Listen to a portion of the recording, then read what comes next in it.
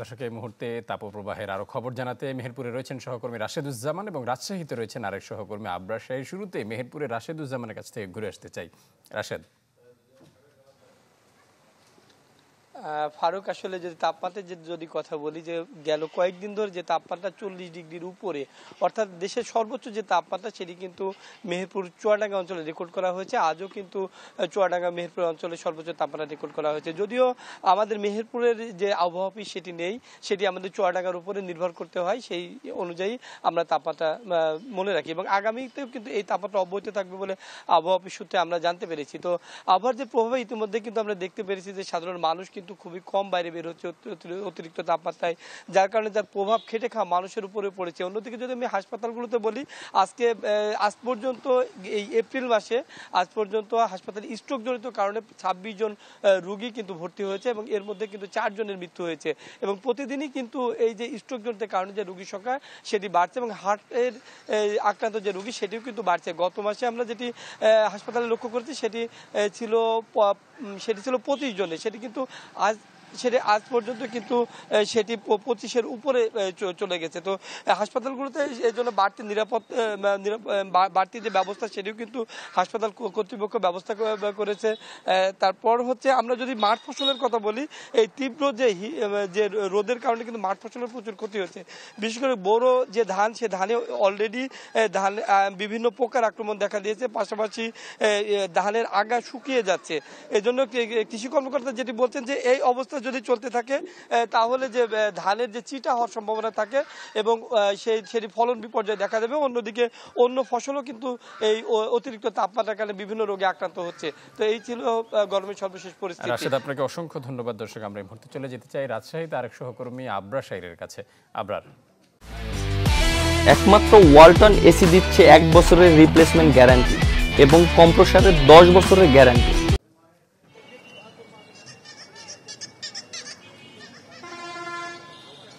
গতকাল এবং আজকে একই চরম ভাবাপন্ন আবহাওয়া এবং রাজশাহীতে গরমের চরম সীমা পার করছে 41.5। আজকেও তাপমাত্রা গতকাল যাই ছিল আজকেও তাই। এখন পর্যন্ত এই তাপমাত্রা কমার আসলে সম্ভাবনা খুবই কম। আবহাওয়া দপ্তর যেটি বলছে যে আগামীকাল এবং তারপর কিংবা আরো 2 থেকে 3 দিন একই ধরনের তাপমাত্রা বিরাজ করবে এবং বৃষ্টি না হওয়া পর্যন্ত আসলে এই তাপমাত্রা কমার কোনো সম্ভাবনা নেই। যদিও এখন পর্যন্ত শিক্ষা প্রতিষ্ঠান আজ থেকে বন্ধ রয়েছে। রাজশাহী বিশ্ববিদ্যালয় একটি সিদ্ধান্ত নিয়েছে, তারা ক্লাস এবং পরীক্ষা অব্যাহত রাখবে। যদিও ঢাকা বিশ্ববিদ্যালয় সশরীরে ক্লাস এরই মধ্যে বন্ধ করে দিয়েছে, তবে রাজশাহী বিশ্ববিদ্যালয় এটি বহাল রেখেছে, কারণ দীর্ঘ ছুটি কাটিয়ে সবেমাত্র বিশ্ববিদ্যালয় খুলেছে 2 থেকে 3 দিন হলো। এদিকে অন্যান্য শিক্ষা প্রতিষ্ঠানগুলো এখন পর্যন্ত আজ থেকে বন্ধের ঘোষণাতে যারা শিশুরা এবং শিক্ষার্থীরা, তাছাড়া পাশাপাশি অভিভাবকরা, তারা স্বস্তি প্রকাশ করেছেন। এর বাইরে বৃষ্টি আসলে গত 20 থেকে 21 দিন পর্যন্ত রাজশাহীতে হয়নি, যার ফলে এই যে তাপমাত্রা সেটি এখন পর্যন্ত নিম্নমুখী হওয়ার কোনো সম্ভাবনা দেখছেন না। এদিকে গরমের কারণে ডায়রিয়া, নিউমোনিয়া সহ যে ধরনের অসুখ কিংবা অস্বস্তির যে কারণে রোগী ভর্তি হচ্ছে রাজশাহী মেডিকেলে, সেটি আসলে খুব বেশি না বেড়ে গেলেও চিকিৎসকরা বলছেন যে আসলে গরম যাতে না লাগে এবং কোনোভাবে যাতে বাইরের পানি থেকে শুরু করে অন্যান্য খাবার ডায়রিয়ার কারণ হতে পারে, যার জন্য এগুলো তারা বর্জন করতে বলেছেন এবং বিশেষ করে যারা বয়োবৃদ্ধ এবং শিশু তাদেরকে কিন্তু ঠান্ডা পরিবেশে ঠান্ডা কাপড় চাপড় পরিধেয় এভাবে রাখতে বলেছে। এছাড়া পদ্মা নদীতে গোসল করতে গিয়ে কিন্তু রাজশাহীতে কয়েকজন মারা গেছে। গেল 5 দিনে মোট 6 জনের মৃত্যুর খবর আমরা পেয়েছি বাঘা এবং রাজশাহী, এই 2 উপজেলা, রাজশাহী জেলা এবং বাঘার এই 2 জায়গাতে পদ্মা নদীতে গোসল করতে গিয়ে। ফলে সংশ্লিষ্টরা বলছেন এই গরমে নদীতে গোসল করতে গিয়ে অবশ্যই সাবধানতা অবলম্বন করতে হবে যাতে কোনো ধরনের দুর্ঘটনা না ঘটে। আপনাকে অসংখ্য ধন্যবাদ। দর্শক, দেশের বিভিন্ন জেলায় যখন ভয়াবহ গরমে নাজেহাল জনজীবন, সিলেটে তার ব্যতিক্রম, সেখানে স্বস্তির বৃষ্টি দেখা দিয়েছে। এ নিয়ে আর বিস্তারিত জানাতে এই মুহূর্তে আমাদের সাথে রয়েছেন সহকর্মী আজহার উদ্দিন শিমুল। আমরা যাচ্ছি তার কাছে। শিমুল।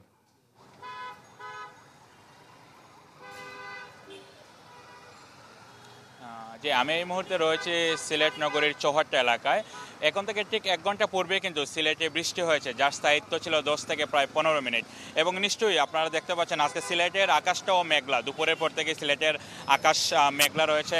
এখনও আসলে সিলেট আবহাওয়া অধিদপ্তর জানিয়েছিল যে সিলেটে আসলে 60 কিলোমিটার বেগে জোরো হাওয়া বইতে পারে দুপুর 1টার দিকে, কিন্তু সেটা দুপুর 1টার দিকে না বয়ে সিলেটে আসলে 4:30 থেকে 4:45টার দিকে জোরো বাতাসের সাথে কিন্তু বৃষ্টি হয়েছে।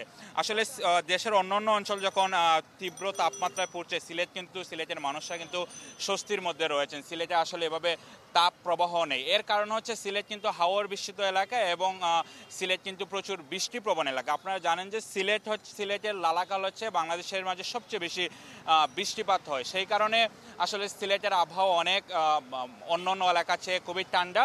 এবং আরও সবচেয়ে বড় কথা হচ্ছে সিলেটের পাশেই কিন্তু মেঘালয় রয়েছে। মেঘালয়ের যে মেঘমালাগুলো আসলে সিলেট অঞ্চলে কিন্তু এইসব কারণেই কিন্তু ঠান্ডা, তেমন আসলে গরম লক্ষ্য করা যায় না।